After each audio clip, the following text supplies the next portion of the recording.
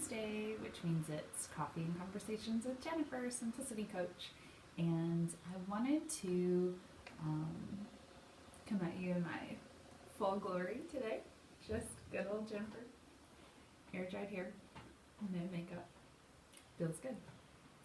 So one of the topic for today is really more of a question. And it's a question for you moms. And the question is, how are your kids? How are your kids doing? The little ones are probably okay. They probably think this is one big grand vacation and they're fine with not going back to school. They might be a little confused, but they're probably fine. The teenagers, like the tweens as they call them, they're probably like, what's really going on here?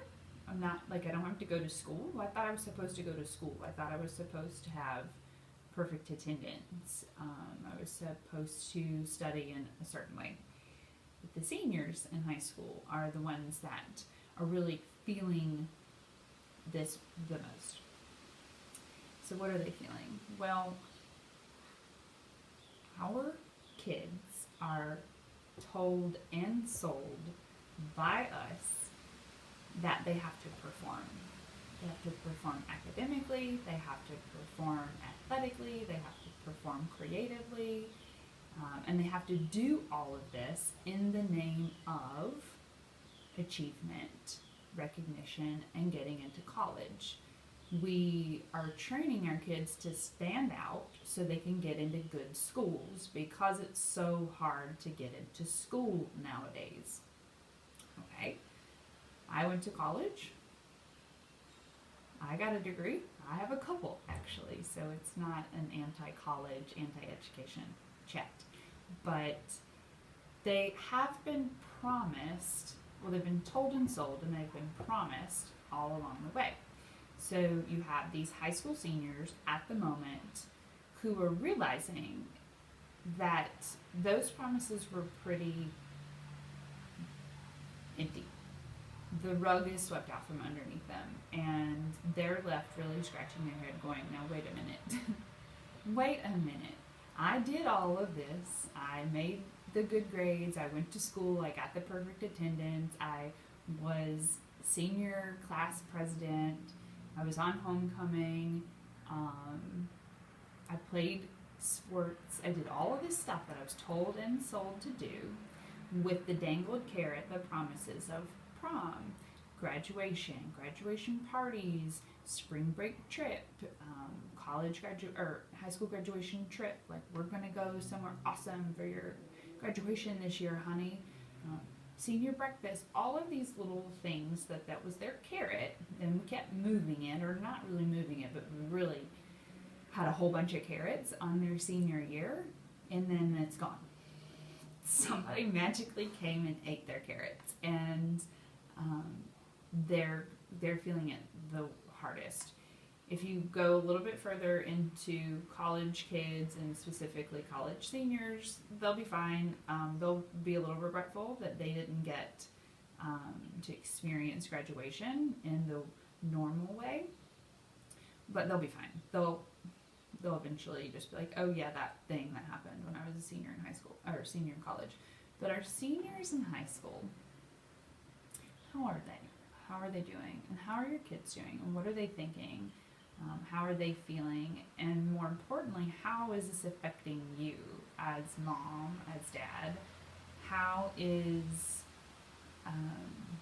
your kids? Like, how are your kids doing, and how is that affecting you? So the tendency for moms in particular is to try and hold this all together with sticky tape, glue, magic, whatever, because they've spent and invested their entire lives into their kids and told and sold them that this is what you need to do to move on to the next phase of your life. So much invested in our kids and moving on into this next phase, and the required next phase is to go to school. I mean, that's the new narrative that we all believe.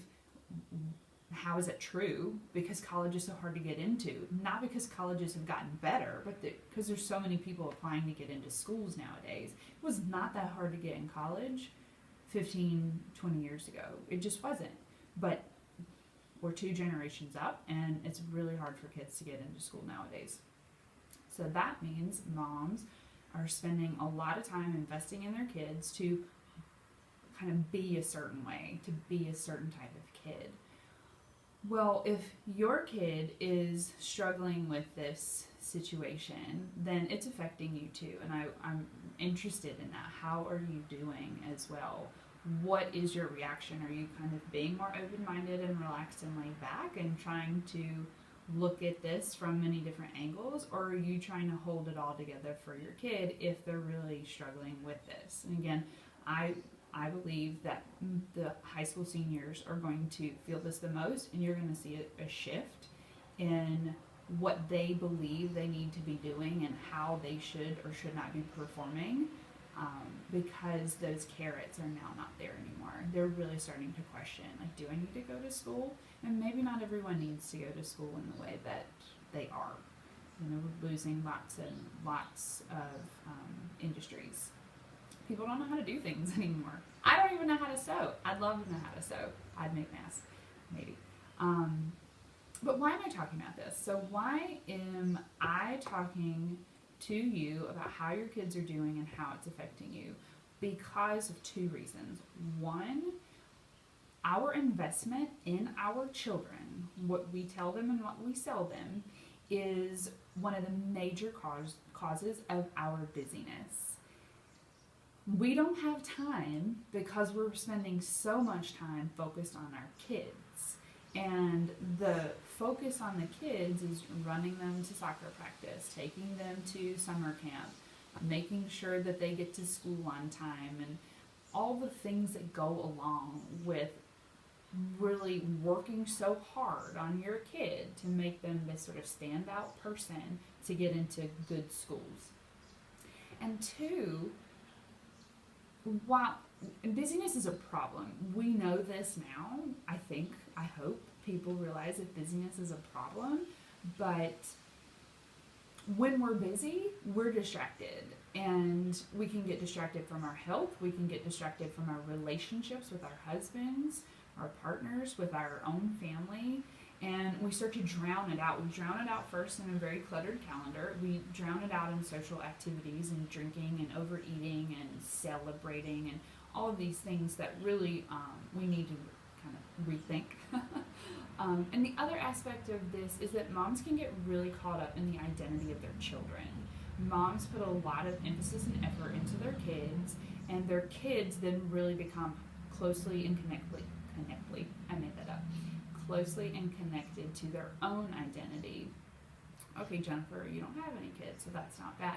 It's not bad, but women, moms in particular, start to lose a piece of themselves, who they are, what they want, what are their goals and aspirations, what are their dreams. And while yes, if your major dream is to be mom, like, that's part of it. That's not the whole story. You're still a person. You're still here for a purpose. You're still here to be in service to others, not just your kids and not just your family. And it's easy to lose ourselves and our kids. And the problem, though, is when they do go to school, when they do go to college, or they finally leave the nest, then women really experience this loss of identity of, who am I? What is my role now in this family? Do I really mean that much? Well, I can't go back to work. I've been out of work for so long. Who would want to work with me? What do I have to offer this world? And that is something that's really important to me, that we need to look under the hood of this told and sold narrative for our kids. So let's start, 1, with how are your kids doing? And then number 2, how are you doing? And then number 3, really thinking through, like, being a little bit more open-minded and not trying to hold it all together. Because that's old. That's an old thought pattern. It's an old habit structure, and it's being changed. And if we're open-minded to it, then the change isn't so bumpy. So that's my coffee and conversation for today. And I hope you're having a great week, by the way. Well, it doesn't look like there's any questions, so I'm going to sign off. Have a great week, and I'll see you guys next week. Bye!